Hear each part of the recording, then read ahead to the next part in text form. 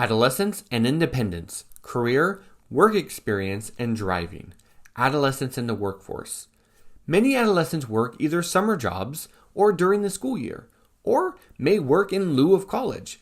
Holding a job may offer teenagers extra funds, provide the opportunity to learn new skills, foster ideas about future careers, and perhaps shed light on the true value of money. However, there are numerous concerns about teenagers working, especially during the school year. Several studies have found that working more than 20 hours per week can lead to declines in grades, a general disengagement from school, an increase in substance abuse, engaging in earlier sexual behavior, and pregnancy. Like many employee groups, teens have seen a drop in the number of jobs. The summer jobs of previous generations have been on a steady decline. The working poor. A major concern in the United States is the rising number of young people who choose to work rather than continue their education and are growing up or continuing to grow up in poverty. Growing up poor or entering the workforce too soon can cut off access to the education and services people need to move out of poverty and into stable employment. Research states that education was often a key to stability, and those raised in poverty are the ones least able to find well-paying work, perpetuating a cycle. Those who work only part-time, may it be teens or whomever, are more likely to be classified as working poor than those with full-time employment.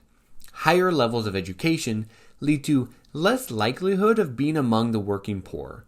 In 2017, the working poor included 6.9 million Americans, down from 7.6 million in 2011. Teenage drivers. Driving gives teens a sense of freedom and independence from their parents.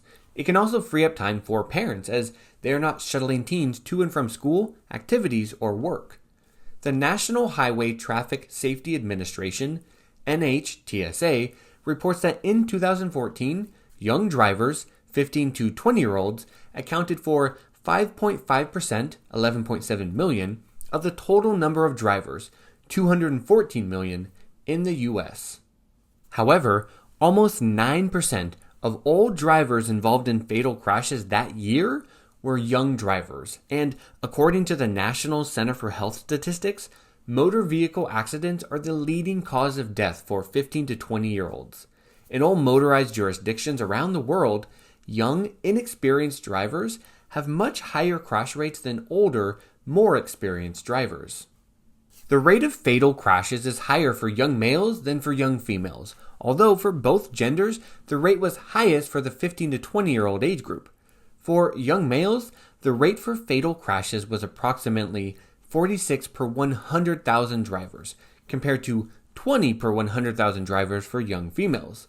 The NHTSA reported that of the young drivers who were killed and who had alcohol in their system, 81% had a blood alcohol count past what was considered the legal limit. Fatal crashes involving alcohol use were higher among young men than young women. The NHTSA also found that teens were less likely to use seatbelt restraints if they were driving under the influence of alcohol, and that restraint use decreased as the level of alcohol intoxication increased.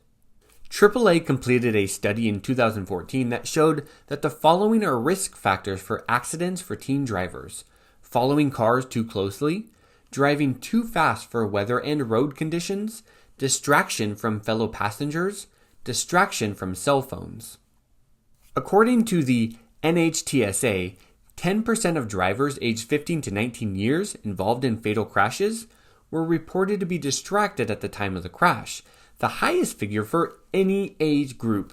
Distraction coupled with inexperience has been found to greatly increase the risk of an accident.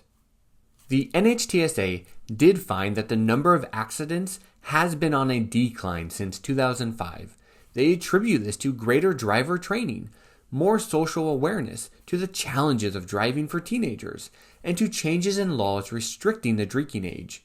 The NHTSA estimates that the raising of the legal drinking age to 21 in all 50 states and the District of Columbia has saved 30,323 lives since 1975.